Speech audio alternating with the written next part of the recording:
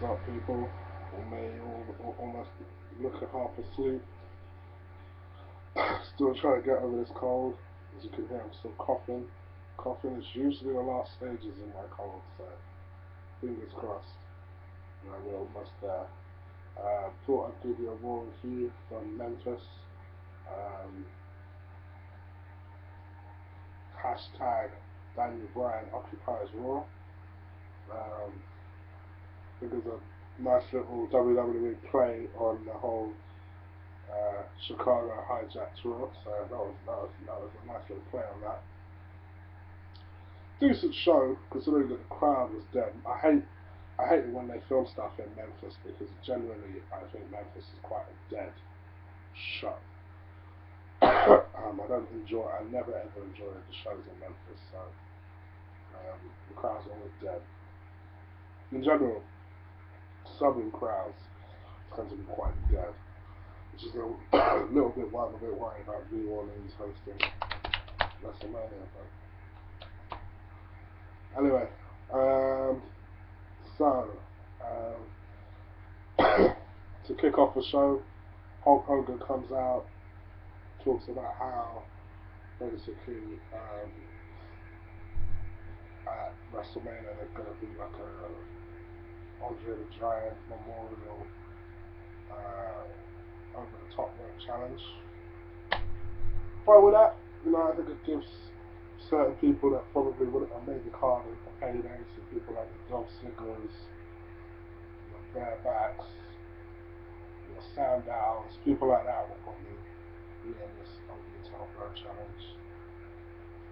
I'm not really sure what the point of it is. I don't know if somebody gets something out of it, but it gets people a payday, so I'm all for it.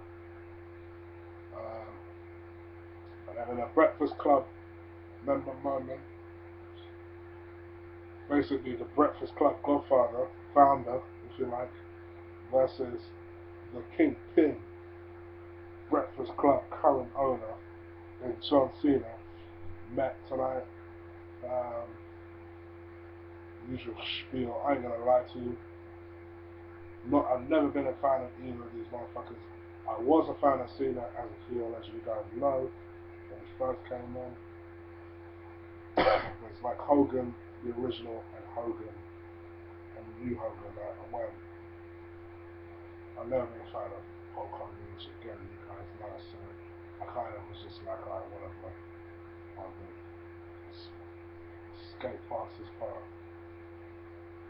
Bray Wyatt then came out. It's a nice little spot for Bray Wyatt to come out, in the middle of the Hulk Hogan segment. Get a nice little kind of rub off the Hulk Hogan thing. You knew that they were never actually going to attack Hulk Hogan because Hulk Hogan can't do anything physical. Can't do anything physical whatsoever. So, it was a nice little stand down moment. They really are positioning Bray Wyatt to be a top guy. And I'm all for it. I completely agree with Sledge Daddy. I think ultimately Bray Wyatt's ultimate goal should be to face an Undertaker probably next year. I think he'd be a great opponent for him. And this proves he's a good worker. Essentially, what you got out of the segment was Cena faced Rowan in kind of a pointless match. They could have literally done without this match and just cut to the chase. But basically, Cena challenges Bray Wyatt to a wrestling match at WrestleMania. We'll see what. So basically, it's up to Bray. Will he accept? Will he won't? Anyway, after that, Authority come out, basically say, they apologise for Triple H attacking Daniel Bryan and they expect the same sort of apology from Daniel Bryan. Daniel Bryan tries to make more of it than he should. There's obviously serious consequences, blah blah blah blah blah. And that was that really. Steph doing most of the talking with flyers already. Usos versus Bareback and Curtis Axel. Usos won that. And Kane and Shield had a nice little backstage segment actually. I actually quite liked it. Basically, Kane saying that, you know, I'm taking it upon myself to motivate you guys. That you guys are supposed to be an asset of ours.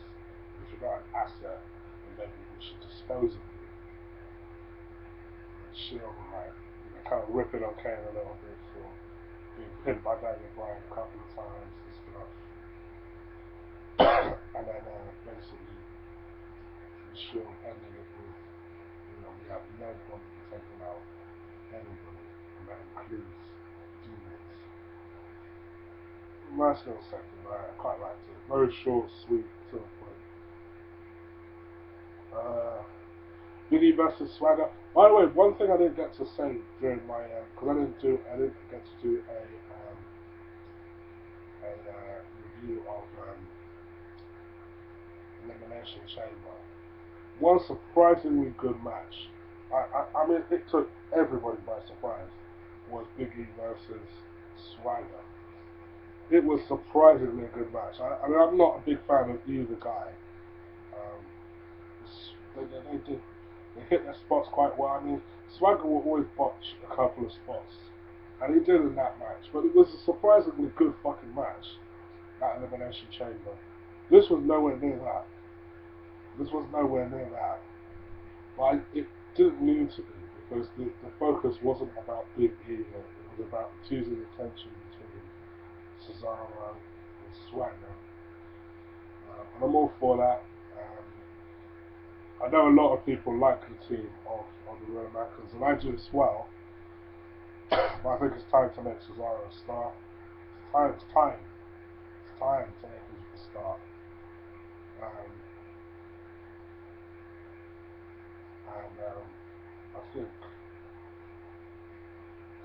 I think they're starting to position him to split from Swagger, beat him, as they seem to be positioning him for a match against Swagger at WrestleMania. Fine, gets him on the card.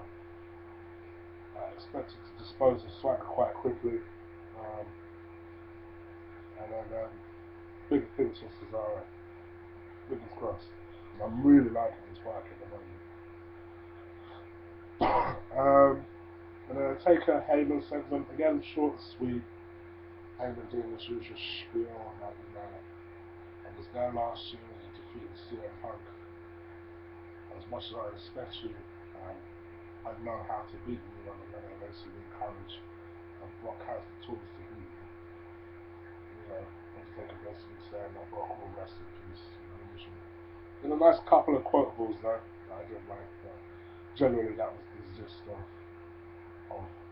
the conversation, to be honest. So yeah, but that was hour one. Then from the segment with Kane set up a match between Rollins and Reigns versus the Brotherhood, mainly because he said that we started seeing cracks in the Shield around about when the titles were lost, which is true. So he said that the only way to kind of mend it is by facing the people that caused that problem. So he put them in a match. It was a good match, good, well worked match. Rollins, who I'm going to talk about, I'm going to do a couple of topical videos. One of them over the next week or so. One of them is going to be about the Shield and where I think their destinies lie. Because my mind has changed a lot in the last couple of weeks, seeing what Rollins has done and the work he's done recently. You know, clearly, I think he recognised that, oh boy, I could get lost in the shuffle, and has upped his game quite considerably. So I'm going to discuss that, and I'm also going to discuss in a second video about Daniel Bryan. I'll tell you more about what I'm going to discuss about Daniel Bryan at the end of this review. Yeah, sorry guys if I keep coughing. I'm trying to hold it together.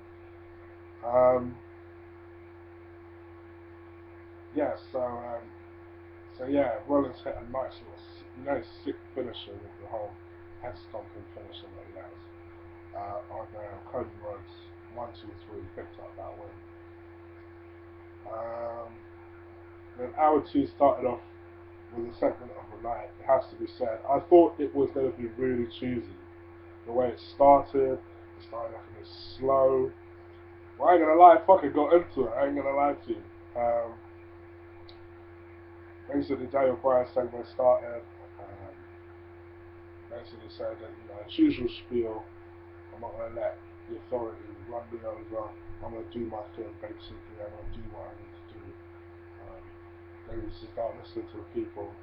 So if I'm not gonna listen to the people, we're gonna occupy Raw. Which, let's be honest, is WWE's way of jabbing at motherfuckers this hijack Raw bullshit that Chicago apparently came up with. It's like, no, it ain't about hijacking shit. We're gonna put our own corporate word in that. We're gonna say occupy. That's how we're running shit. We're running shit in here. You can't think about it. They chose this show to do this segment on, rather than last week, which this segment would have been perfect for, because they wanted full maximum control over it. They didn't want no silly shit. They wanted to maintain control. It would have been a lot more powerful had they done it last week. But they done it this week on purpose. But the segment was a good segment nevertheless. What essentially happened was Daniel Bryan said, I'm not leaving the stage until I get what I want. He said that, he understands that, the crowd hear people say that shit all the time and then they go. Well, that shit ain't happening today. And basically he said he's going to start inviting the yes movement on. Like, what the fuck does that mean? Next thing you see about 40, 50 fucking geeky looking motherfuckers. Again, in a nice little subtle jab about what WWE thinks a Daniel Bryan fan looks like. Just geeky looking motherfuckers. For the record, I'm a Daniel Bryan fan. I don't look like none of them motherfuckers. Right? They all started flooding the ring, all in Daniel Bryan gear. It was a good sight, I'm not going to lie to you. And they literally hijacked Raw. Let's be honest. They stood in the ring, trying yes. It was good. It was solid. It was solid. And then this is what I want my video to be. Has Daniel Bryan completely taken CM Punk's spot? They've almost done with Daniel Bryan what they should have done with CM Punk in 2011 when he was talking about change. He's all of a sudden become the CM Punk character of 2011. He's become the voice of the voiceless. He's become the movement of change. Because he said, you know what? Fuck you. Something's going to change or I'm not leaving this ring. Which is what the idea of what CM Punk was supposed to do last time when he came back in 2011. Not that interesting.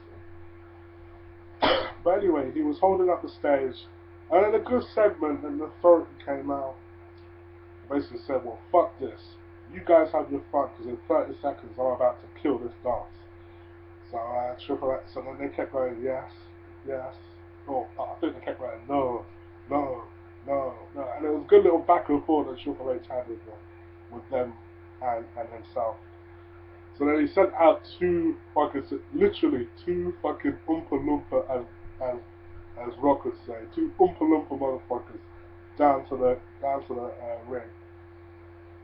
These guys were like, what the fuck are we supposed to do? There's only two of us. There's literally 60 people in the ring at this point in time, all chanting, no. So these security guys are like, what the fuck do you want us to do? So then they walked back to where Triple H and Steph were. Steph started getting mad at the security guards and he said, all of you get out. She flipped that shit. And they were like, kind of arousing as well. And then essentially what happened was, Triple H was just like, you know what, fuck this. You ain't hijacking Raw. Run this show. We're gonna carry on the show, right? So then they sent poor fucking Damian Sandow out there, and they don't seem to want to do anything with him these days. He went out there. He was like, well, what do you want me to do here? So then Daniel Bryan was like, you could join the movement if you want. Damian Sandow could join the movement. He's like, fuck that. So he turned around and went back. Triple H came out, started shouting at Damian Sandow, asking him why he's going back and stuff. Obviously, Damian Sandow was like, what do you want me to do? So Daniel Bryan says, you have one way to end all this. You can end all this now. Just give me my match with you at WrestleMania. So Triple H is like, you know what? Fuck this. I like you. And I didn't want to do this to you. And that's the main reason that I haven't accepted your challenge. But you seem to want this. You seem to want this war. So I'm going to give you this war, basically. You've got your match, basically. And then an interesting twist. I said to you guys a couple of weeks ago, I made peace with the fact that I didn't expect to see Daniel Bryan wrestle for the world title anytime soon. But man, I was proven a little bit wrong. Looks like they're going to go there. Basically, Triple H basically said, so Daniel Bryan said, sorry, I misspoke. Yes, everyone does want to see me and you go one-on-one. But what they really want to see is me wrestle for that World Heavyweight Championship. So everyone went nuts at that point. And then they said, so he said, I'll tell you what, I'll leave this ring now. If you get me a match with you, and if I beat you at WrestleMania, then you insert me in that triple threat, in that World Championship match to make it a triple threat match. Which obviously makes sense considering the way it is at the moment with Batista and fucking Orton. How can it work? Like, how can it work the way it is? They're both heels. No one gives a shit about either of them. It would just make sense to put Daniel Bryan in there, even if he doesn't win the title. So, I know that by doing this, they're kind of... I'm a bit surprised in a lot of ways that they would take this route for a few reasons. And I'll talk about that in my Daniel Bryan video later this week. Because it does seem like A, they're telegraphing the result of the Triple H Daniel Bryan match a little bit.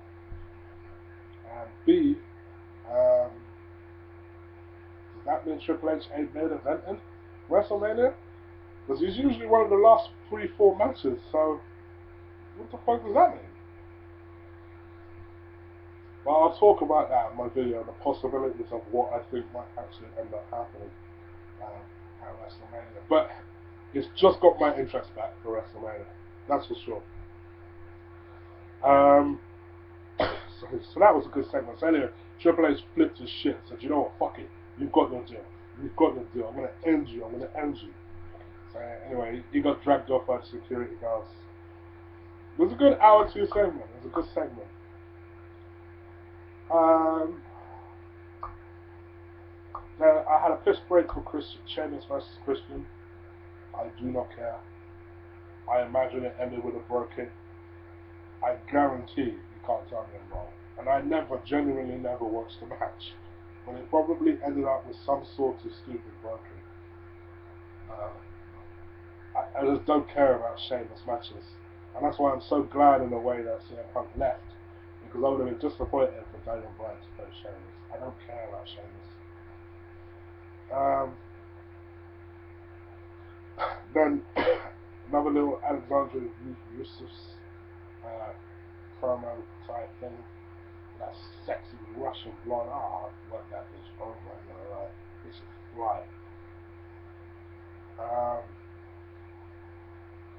And then Wyatt cuts a quick promo, basically just accepting John Cena's challenge. It's going to be him and Cena at WrestleMania 30. Like we knew would happen. And the main event, it was Big Show and Bryan versus Batista and Randy Orton. The match was what it was. It ended up with Bryan picking up the win with his running knee on on 1, 2, 3. I was about to celebrate.